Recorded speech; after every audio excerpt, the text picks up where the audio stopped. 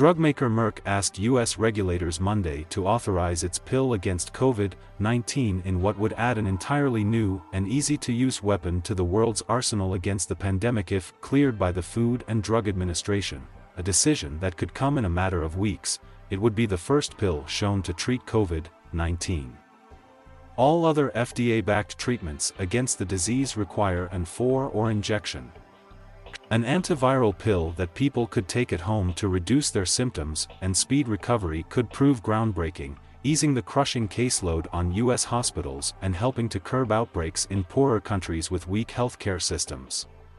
It would also bolster the two-pronged approach to the pandemic: treatment, by way of medication, and prevention, primarily through vaccinations.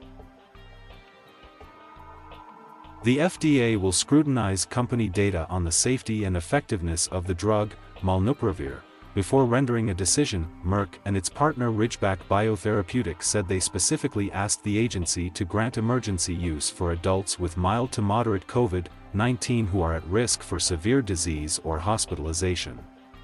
That is roughly the way COVID-19 infusion drugs are used. The value here is that it's a pill, so you don't have to deal with the infusion centers and all the factors around that, said Dr. Nicholas Kartsonis, a senior vice president with Merck's infectious disease unit. I think it's a very powerful tool to add to the toolbox. The company reported earlier this month that the pill cut hospitalizations and deaths by half among patients with early symptoms of COVID-19. The results were so strong that independent medical experts monitoring the trial recommended stopping it early. Side effects were similar between patients who got the drug and those in a testing group who received a dummy pill. But Merck has not publicly detailed the types of problems reported, which will be a key part of the FDA's review.U.S. Officials continue to push vaccinations as the best way to protect against COVID-19. But with some 68 million eligible Americans still unwilling to get the shots, effective drugs will be critical to controlling future waves of infection.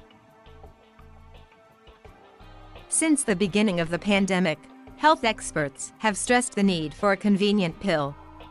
The goal is for something similar to Tamiflu, the 20-year-old flu medication that shortens the illness by a day or two and blunts the severity of symptoms like fever, cough, and stuffy nose. 3 FDA-authorized antibody drugs have proved highly effective at reducing COVID-19 deaths, but they are expensive, hard to produce, and require specialty equipment and health professionals to deliver. Assuming FDA authorization, the U.S. government has agreed to buy enough of the pills to treat 1.7 million people, at a price of roughly $700 for each course of treatment.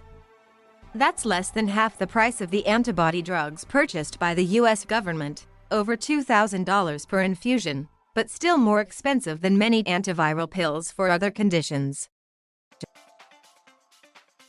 Merck's Kartsonis said in an interview that the $700 figure does not represent the final price for the medication. We set that price before we had any data, so that's just one contract, Kartsonis said.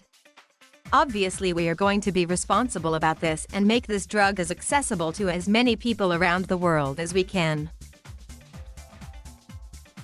Kenilworth, New Jersey-based Merck has said it is in purchase talks with governments around the world and will use a sliding price scale based on each country's economic means.